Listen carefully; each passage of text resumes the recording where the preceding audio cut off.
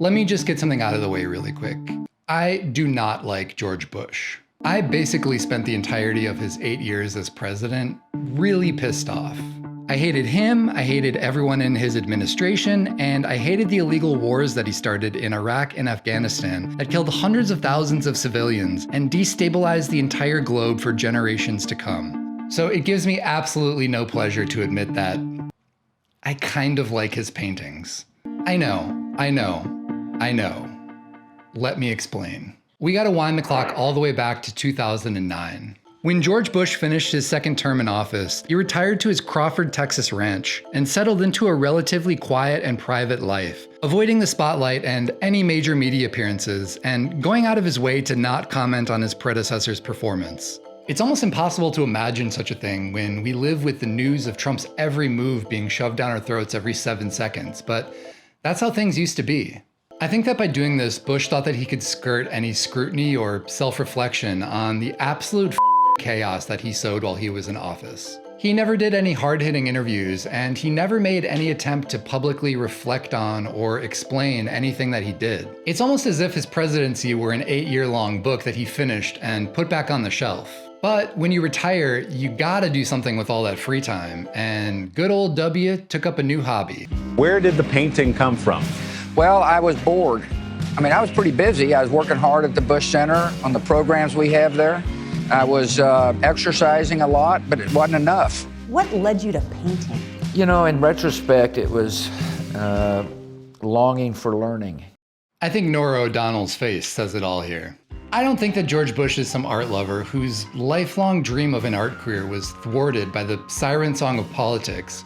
His own wife freely admits. He hadn't even ever looked at art. Sure, you can understand the art community was not exactly my base of support. Yeah, dude, you stole a presidential election and instituted illegal mass surveillance on the American public. Bush's choice for his official presidential portrait shows a pretty narrow and uninteresting perspective when it comes to art. After all, this is a guy who during his presidency confessed his love of the Austin Powers series. So why painting? And what do I find fascinating about them? You hear a lot of people talk about separating the art from the artist. What Louis C.K. did was awful, but have you seen his stand-up special? That's not what I'm talking about here. I don't like George Bush's paintings absent who painted them. I like them because of who painted them, because what they tell us about who painted them. And what is that exactly? Think about this. In retirement, George Bush could paint anything, and yet he chose to paint veterans and portraits of world leaders, which, as art critic Greg Allen points out, were largely based on extremely casual Google image searches. To me, this shows a pretty dim guy from Texas who was thrust into a position of enormous responsibility and was ultimately responsible for unspeakable death and chaos, and his trying to grapple with the consequences of his actions in a weird, feeble way.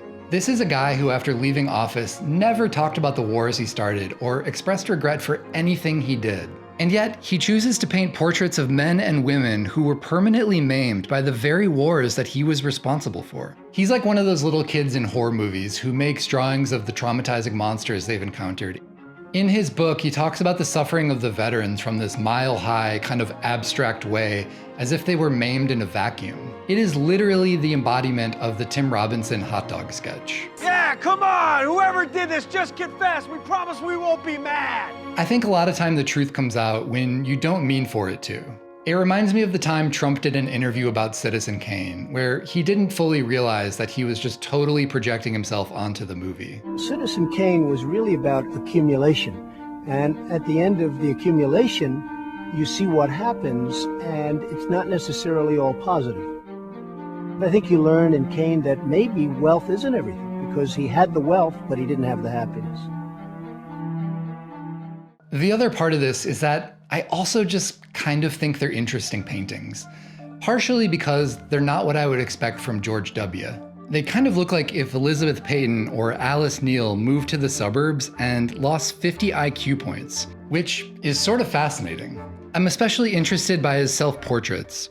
This is a guy who is the most powerful person in the world, meeting with international leaders, making hugely consequential decisions, and then one day he just finds himself in Crawford, Texas with nothing to do.